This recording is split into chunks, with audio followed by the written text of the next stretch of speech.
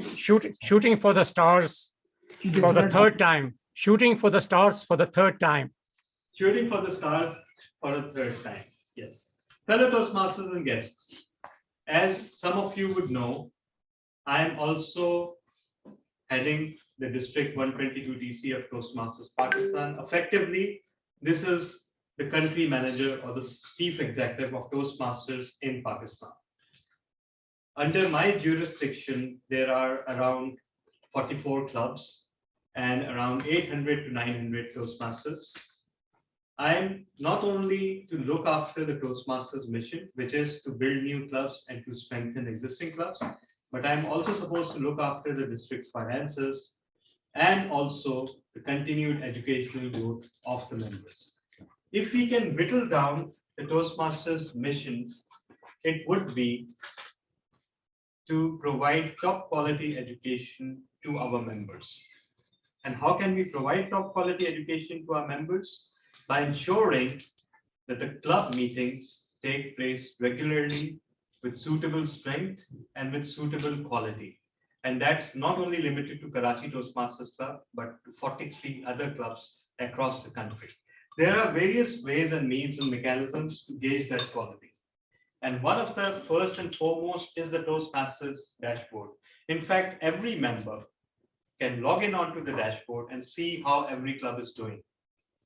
Only us district leaders, which include district director, program quality director, club growth director, our administration manager, our public relations manager, our finance manager, the division directors, one of whom is Toastmaster Rusa, and our area directors. They all are supposed to look out for the respective clubs in their respective jurisdictions and see how each club is doing and whether it needs help.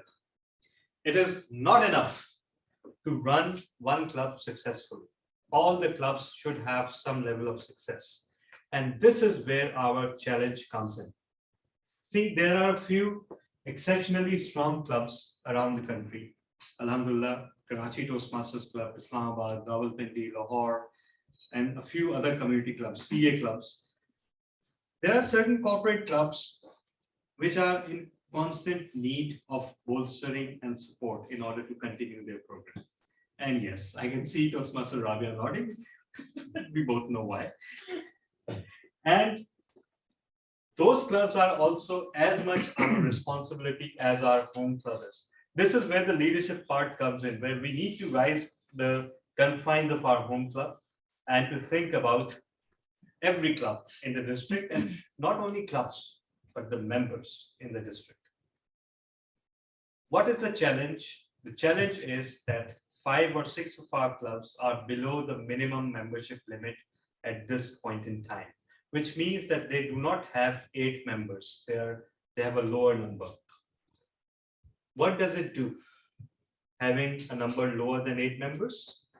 In the world of Toastmasters, a club is considered not to have good standing if it has less than 8 members. It cannot hold contests.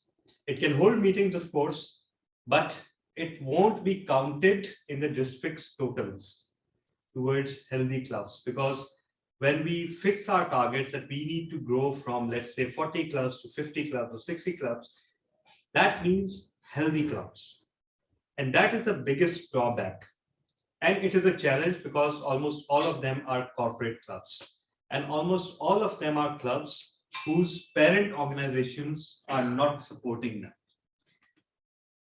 The first part of the recovery plan, since that is my one area of focus these days as a district director, the first part is to form a team that can handle this project. So the team includes our club growth director, distinguished Toastmaster Atif Irfan, plus the division directors and the area directors. So that makes for around 14 to 15 individuals. And they're all supposed to cooperate. Also, we've had some advisors, some senior Toastmasters who have run successful clubs in the past, and they are on the advisory team as well, such as DTM Munir, DTM Samir, and some other senior Toastmasters from up north in the country. They are part of the club rescue team. And that team has one purpose: to ensure that the clubs get to 8 members, let's say within January. And then after that, they continue to grow towards an ideal strength of 20 members before June 30, 2022, because that will determine whether we are once again able to get a Smedley Distinguished District Award or not.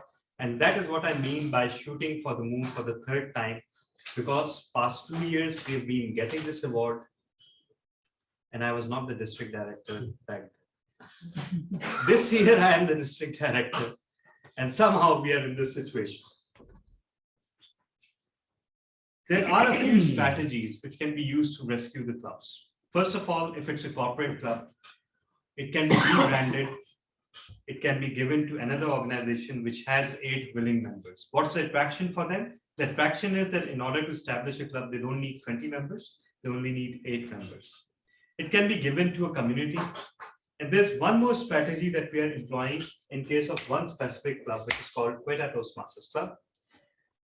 We are scouting for more members from within the city so that they can be added to the club and they can turn the club into a vibrant and happening club, instead of relying on the old members who are not showing that level of activity.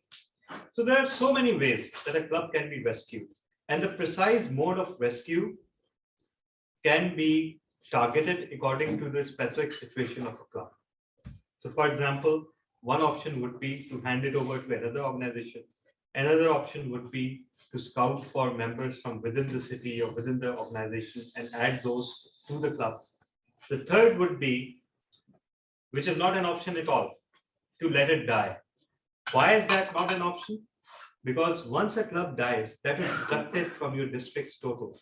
So if we are trying to travel from 44 clubs to 60 clubs, we take one step back.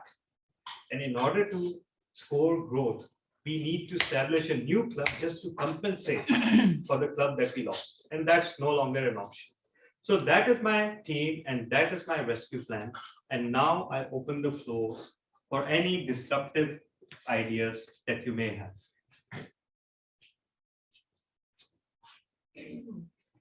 So, anyone? Online or in person? Yes, please, sir. Thank you for that captivating and inspiring speech, Nikki and Farah. So I'm just trying to understand, if you are going to combine clubs, wouldn't that reduce the number of clubs? No, actually, yes. Thank you. That's a very good question. I don't know why I gave that impression. We cannot combine clubs. That's simply not possible within Toastmasters itself. And yes, you're very right. Combining a club will also mean losing one club. So what we are trying to do is actually seek out members either from other clubs who are willing to take dual membership in these clubs, or seek out new Toastmasters who are willing to take up new memberships to build up the numbers. So that will be the strategy. And yes, you're very right. Combining a club is no solution because 2 clubs by their charters cannot be combined. What can happen is that one club's members can simply not renew from their home club and take up membership in another club. So that is the closest thing to a combination that we can have. Anyone else? Please, I've got to complete this project. And I won't qualify unless you ask. Yes. Yeah. So you were talking about all these achievements of your districts and the wonderful work which you guys did. But how much for the satisfaction part? Are the districts are really working on, to identify that, so many members are there in these clubs, but how many of them are really satisfied in what they are achieving? Do we have any evaluation or any feedback mechanism with them? That's a very good question. And the answer to that is that is entirely up to the executive committees of the clubs themselves. According to the Toastmasters rules, the district management, the division management, the area management, they cannot interfere directly into the affairs of the club. A club is a fortress and it is run by its rules and regulations and it is managed by its executive committee. What we can do is maybe suggest to the executive committee members to gauge the satisfaction of the members. And it's in their self-interest too, because remember, a district's numbers don't descend from the sky. They are built by combining the club's numbers. And the club's numbers are only built when the members are satisfied. If they keep delivering projects, if they keep scoring up levels, if they keep renewing, that's how the club's dashboard improves. And one direct indication would be that, for example, if the club starts with 20 members and throughout the years it retains a membership of at least 20 members, that means that it kept at least 20 people engaged throughout. So that's also a good gauge of members' interest and satisfaction. One more gauge would be that all the executive committees are strongly encouraged to stay in touch with the members individually and encourage their members to share if they're feeling dissatisfied with any respect. Yes, I believe Toastmaster Umair first raised your. Yes. Thank you so much.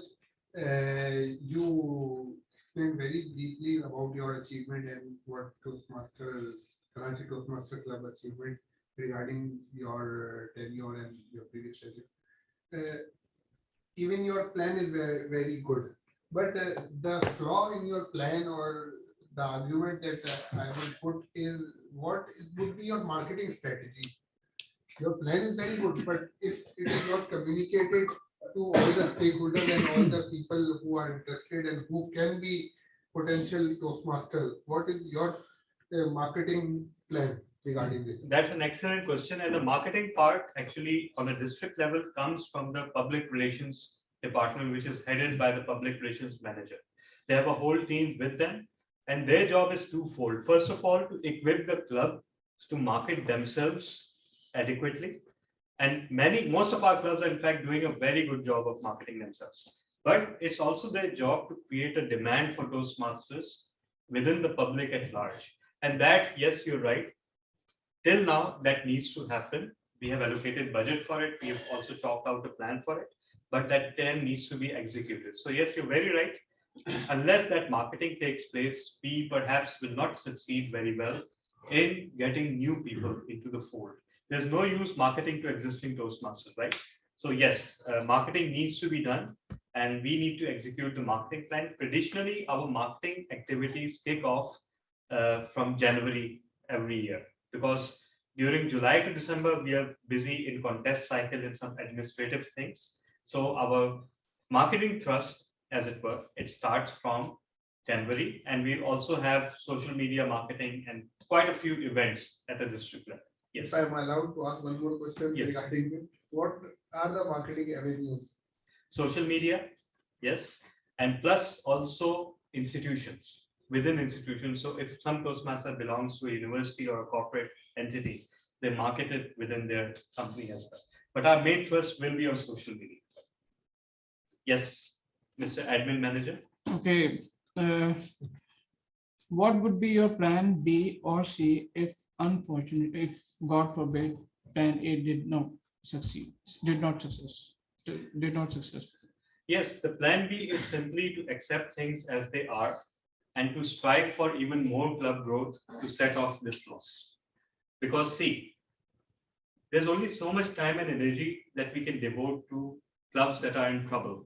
Sometimes we are at the risk of doing that at the expense of growth opportunities. Because one thing that I've realized since the start of this year is that rescuing a sick club is not the same as establishing a new club. There's a whole new level of excitement and marketing opportunity around the establishment of a new club, whereas rescuing a sick club involves more of a one-to-one approach. So this has also been my message to our team. Although I've been very clear that losing a club is not an option, but at the same time, I've also told them that this should not affect your club growth activities. So perhaps, heaven forbid, if we lose like 3 or 4 clubs, maybe we can make up for it by establishing 3 or 4 more clubs. Let me also tell you that losing clubs is a very routine affair in other districts of the world. They are far larger than us. So for example, if a district has 100 clubs, 120, 150, they routinely lose 4 or 5 clubs every year. And that's part of the growing pains of every district. What we are trying to do here is create an exception where we are saying that, losing a club is not an option. But of course, if that happens, that happens. We have to move on. We cannot dwell on and miss out growth opportunities. Yes. Sir, I just want to discuss, please. I have observed being a TM of this club member. The many guests has attended this Toastmaster club. I think every Yes. meeting, one guest at least attended the meeting, but unfortunately, in second time they have not attended the meeting. So I think maybe we have not facilitated to him as he wanted. So I think there is a gap. We should to nominate at that a time with the mentor to the guest. At least he should be in touch with them. I think. Yes, you are very right. Although some of the things have happened behind the scenes, which you may not have observed. First of all, we make it a point to do a proper follow-up with every guest. And we encourage, our first point is that, we should encourage them to attend another meeting, at least, not as a member. And after they have attended 2 or 3 meetings, we encourage them to take membership. That's our strategy. Some of them simply don't come back. Some of them come back after a few months or weeks. Some of them get stuck in there. So there are various different avenues where they can get lost. But you're right. One thing that we do, we make it a point, we always follow up each and every guest. That's a different thing, that maybe they turn into members or not. That is something else. So yes, you have a valid point, but that follow-up is being done. So how much time? 1 minute left only. 1 minute left. So any brief disruption of question? Yes. So how many clubs are sick or low paid members? Yeah, currently there are 6 clubs that are below out of 44.